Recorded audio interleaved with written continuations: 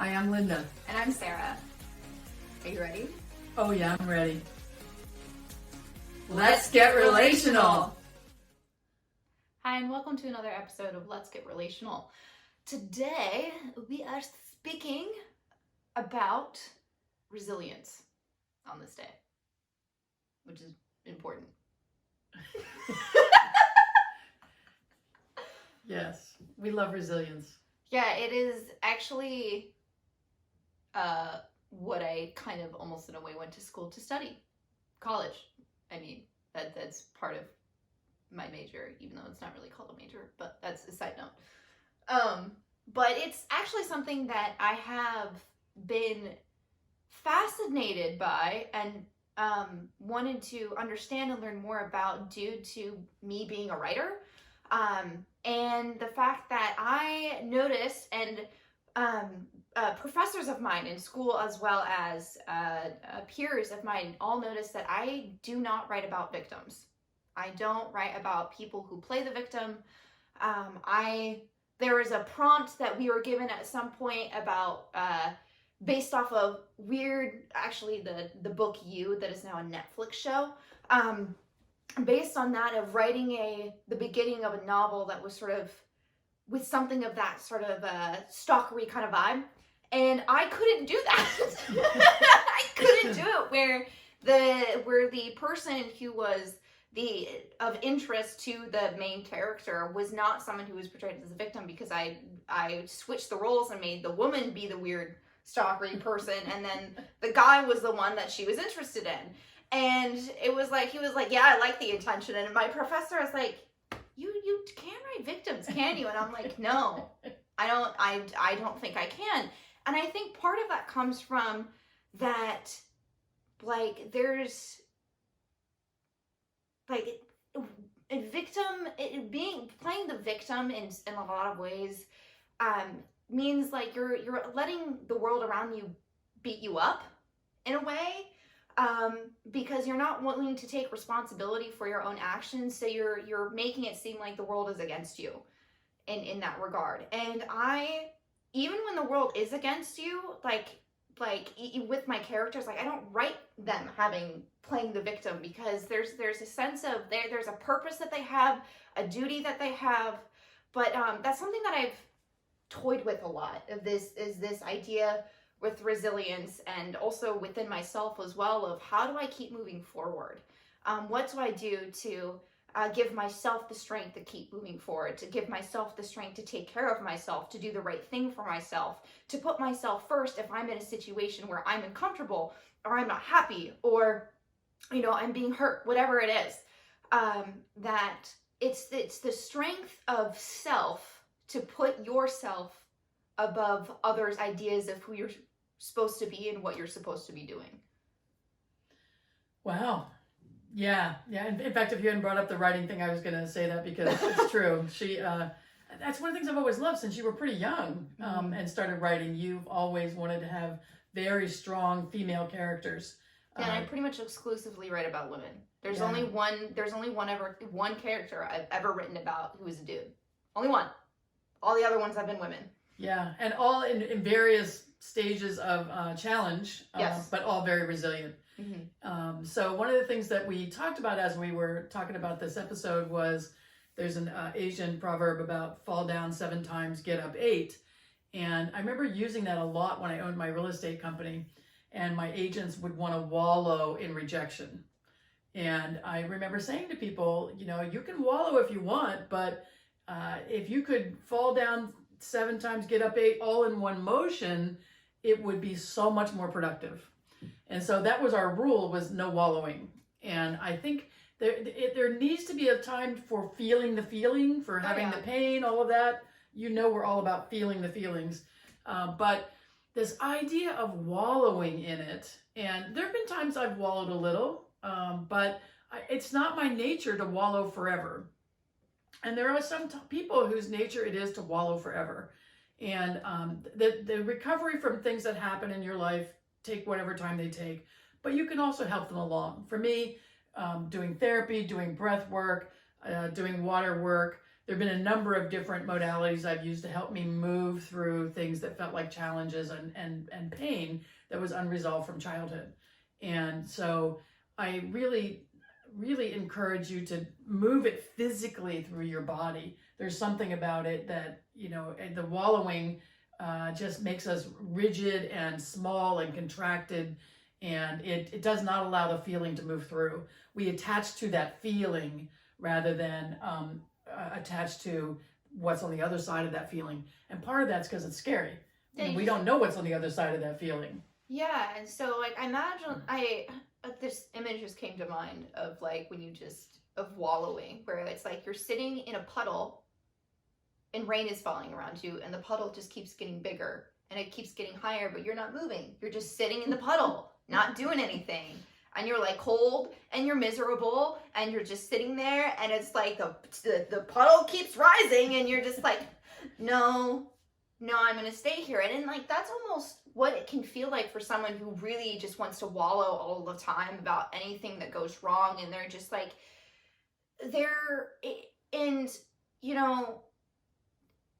and I'm not saying like that's a horrible, terrible thing, and sometimes you do wallow, but if you're in a cycle of consistently wallowing, you've learned that somehow, like you're getting something out of it, either from the reactions of other people, that more people are like trying to or console you or trying to help you, or maybe that's how you want to get more attention. Whatever it is, there's a reason that you're doing that. But it's just you're just sitting in a puddle constantly. And being and feeling miserable, and why do you want to be miserable would be my question for you. Well, because sometimes dry ground is right over there. Exactly. It's just like right outside where it's raining on you and where you're sitting in that puddle. I remember one time you were really little and we had a power outage in our neighborhood, and we were all kind of wallowing in the dark and no electricity, nothing going on. And then I looked out the window and I realized not very far away, there was power. And so we walked actually to a restaurant so we could actually get out of the house for a little bit. But it was so funny that we just assumed that everything was dark, everything was bad, there was no power anywhere. And I'm like, no, it was just this part of the neighborhood. Get up and get out.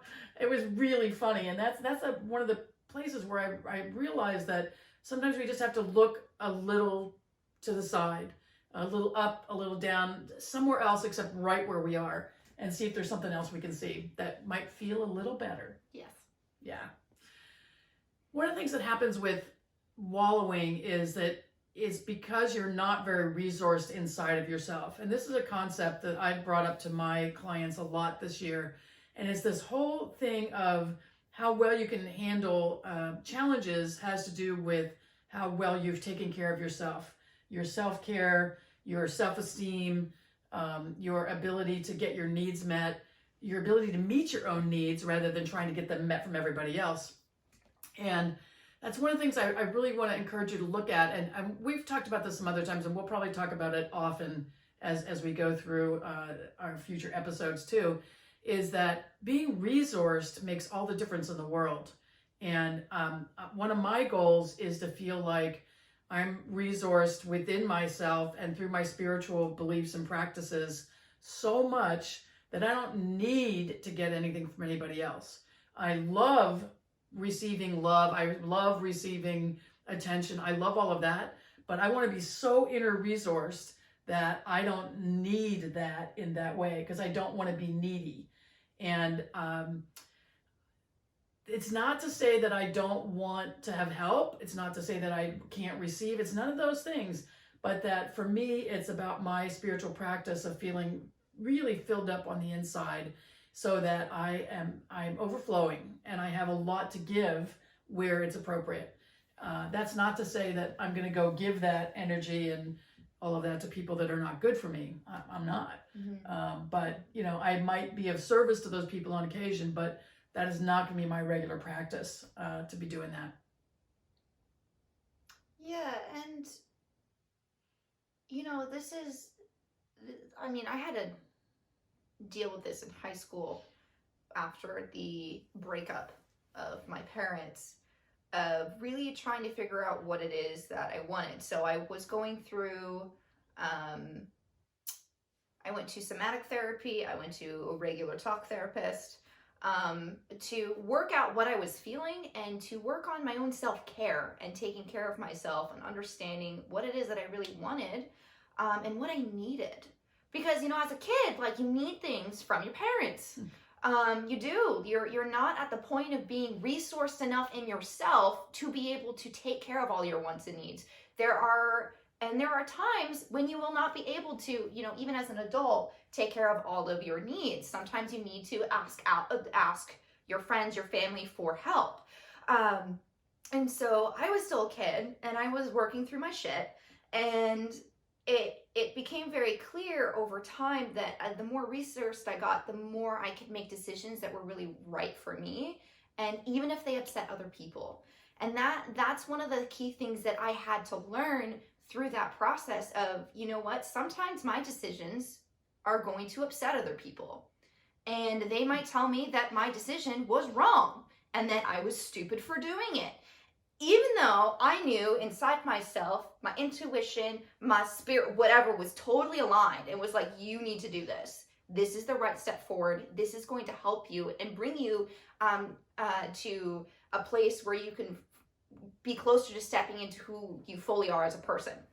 And so I did that, and part of what ended up happening is I don't really talk to the other side of my family anymore, because of the fact that a lot of them directly disagreed with the decision that I needed to make, because it helped me move forward and it helped me step into who I am as a person.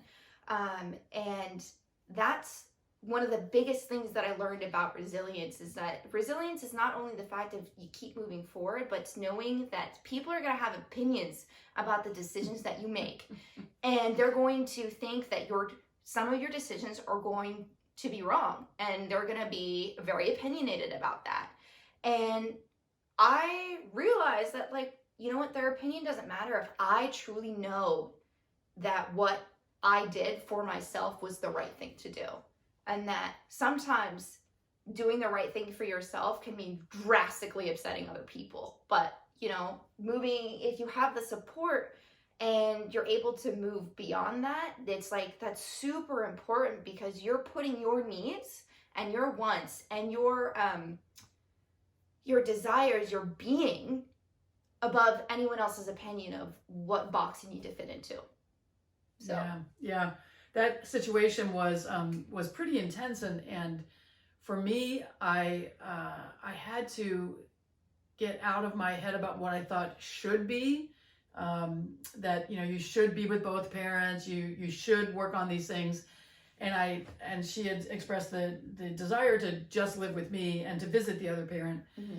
And so I talked to her therapist, and the therapist said something really compelling for me, and that was, why are you more concerned with protecting your ex than protecting what Sarah wants and taking care of her? And I was like, whoa. And so she said, you need to let Sarah make her own decisions. She's old enough. If you ended up in court, no judge would ever make her decide something else at her age.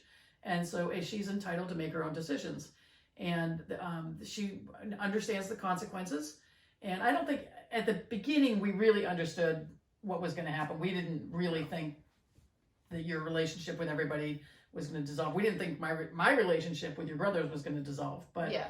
But it was all intertwined, and it was one of those situations where I just had to get out of the way. She was becoming a young adult, mm-hmm. and she was entitled to make her own decisions about those things, and that's painful on both sides. Yeah, it wasn't a fun decision. Let me just say, it wasn't like, oh, this is easy peasy. I thought about it. You know, this is gonna be great. You know, I was like, I knew there was going to be pushback, basically. But I was ready to face the pushback. And yeah, the pushback hurt, and it was kind of worse than I expected.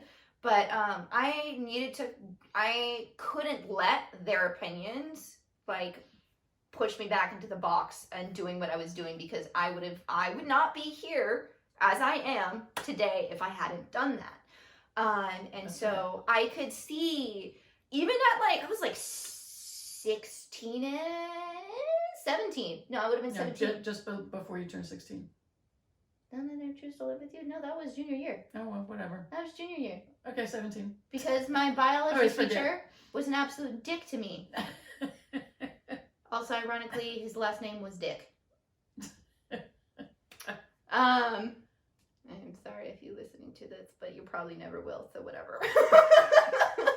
Well, and I think the important thing here is about making choices. Yeah. And so that's the thing that she became so empowered by making that choice, even though it was super painful.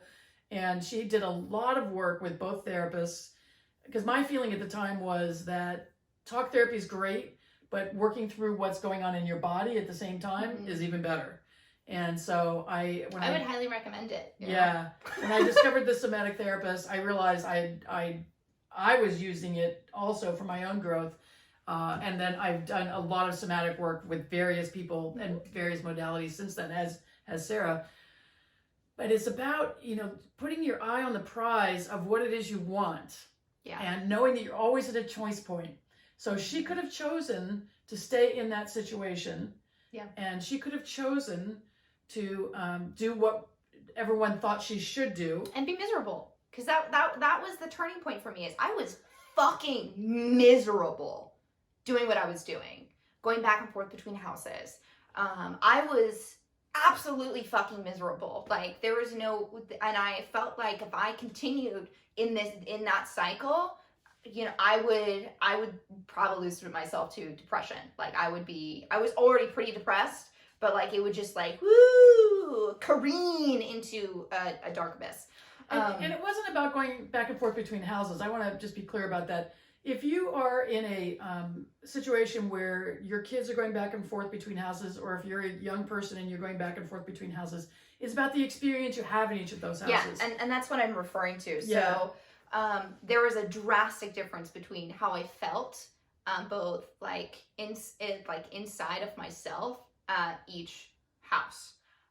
And so with my mom, I felt like I could accomplish whatever I needed to accomplish. I had the wherewithal and the concentration and the energy and the expansiveness of that house too. Like, the house is a great feeling house, but it allowed me to like do what I needed to do to like, start getting ready, thinking about college and doing all of my homework and all of that kind of stuff. And I did not have that same feeling at the other house. I felt small and I felt contracted there. And so I knew that if I wanted to be better and really be who I was, that I could not continue to live in a place where I felt small and contracted. Yeah. So. Yeah. So, and if it had been me that she was saying that she couldn't live with, honestly, I would have just done whatever I had to do to create an environment that was more conducive to our getting along. But there are some times when that's just not possible. The other person doesn't have the capacity, the kid doesn't have the capacity, or the adult doesn't have the capacity. And so you've got to really be honest with yourself and keep your eye on the prize of what you want. So yeah. I wanted a great relationship with her. I would have loved to have kept a relationship with her brothers and her other mom, honestly. But that wasn't my decision. That wasn't my choosing.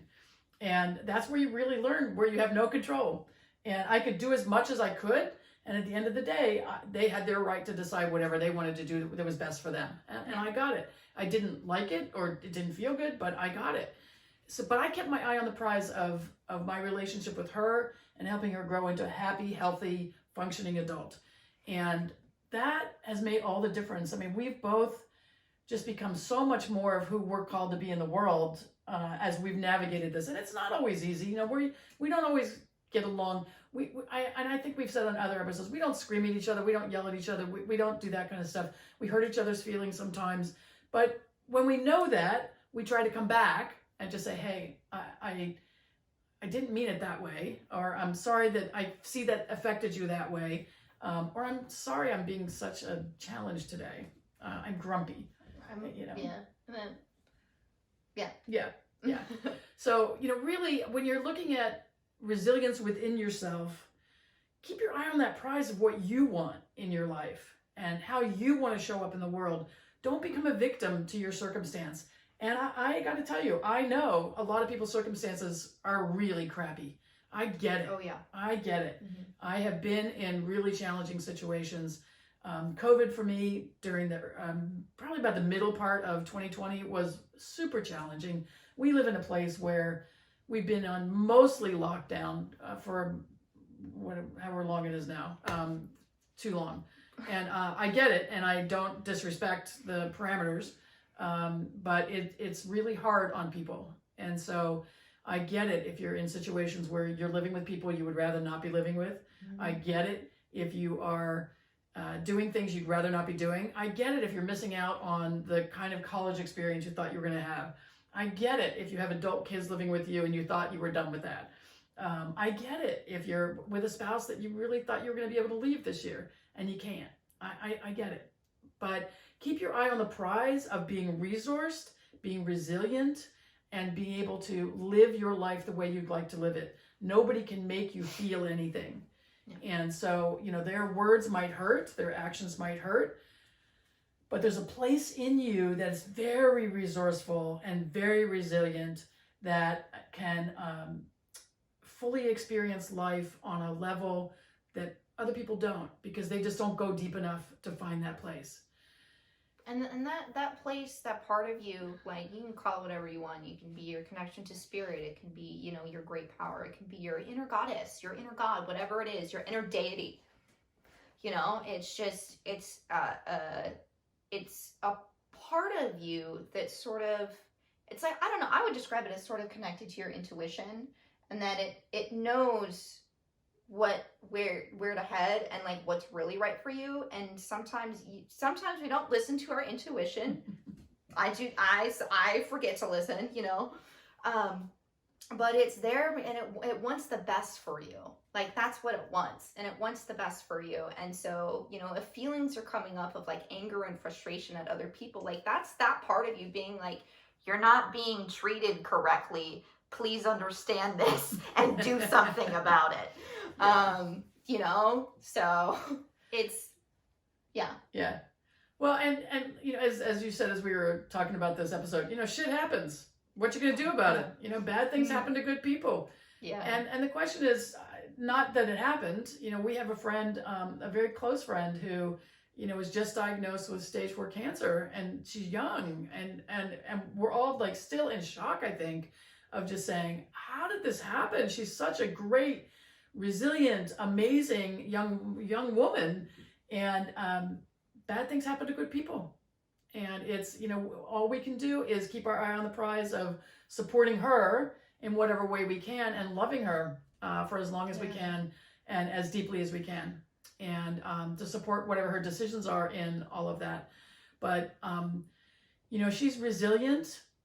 We don't know what's going to happen. And all we can do for her is practice our own self-care, our own resilience, so we can be strong and be there, when it's possible to do that for her. Mm-hmm.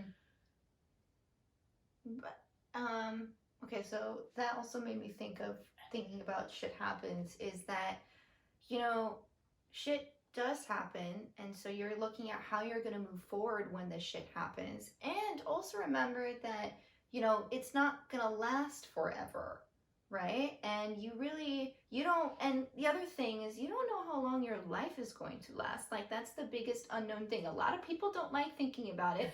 So if this mention of it makes you squeamish and uncomfortable, think into that. Why are you squeamish and uncomfortable about it? Like, it's the end of life makes me uncomfortable too, okay? I'm not denying that, but at the same time, it's like, but I want to live a life that I'm proud of. I want to live each day like it's great and fantastic, and I want to really, do the things that I've dreamed about doing. I want to get those things done. I want to experience those things, and it makes me think of this YouTube channel that I got really obsessed with, that I talked about many episodes ago, that me and a very close friend of mine bonded over. And it was this totally wacky YouTube channel that is now gone and deleted. Everything's been deleted, but it was up for one single year. They made a video every day, and it was just this reminder of, things don't last forever. Live in the moment, live in the present, enjoy your life as it is now, have fun with it. Don't be too serious about it. And like, I'm obsessed with this fucking YouTube channel. But I totally understand what they were trying to do. And that it was live in the moment. You know, like your life, you don't know when things will end and nothing lasts forever. So live in the moment and enjoy what you have while you can. Yeah, plan for the future, but live in the moment. Yeah. Because I just know too many people who worked and worked and worked, and like within 3 months of retirement, they died. And it's, it's just crazy to me that happens so often. And living in the moment is not an easy thing, and it's a privilege to be able to do that. And many of us do not live in survival mode all the time. And some of you watching it may be in a form of survival mode at this stage in your life, and we get it, and we honor where you are, but we want you to keep your eye on the vision of what you want and who you want to be. I watched this movie last night about this woman who was left an abusive relationship, and watching her resilience, like she got knocked down right and left, and toward the end, the husband burns down the house she had just built with friends.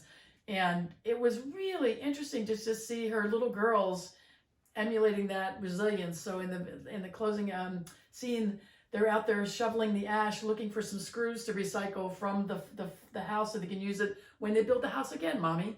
And it was just so beautiful, to that sense of resilience that she had passed down to her children, because she kept her eye on her vision, her idea of a safe place for her and her children.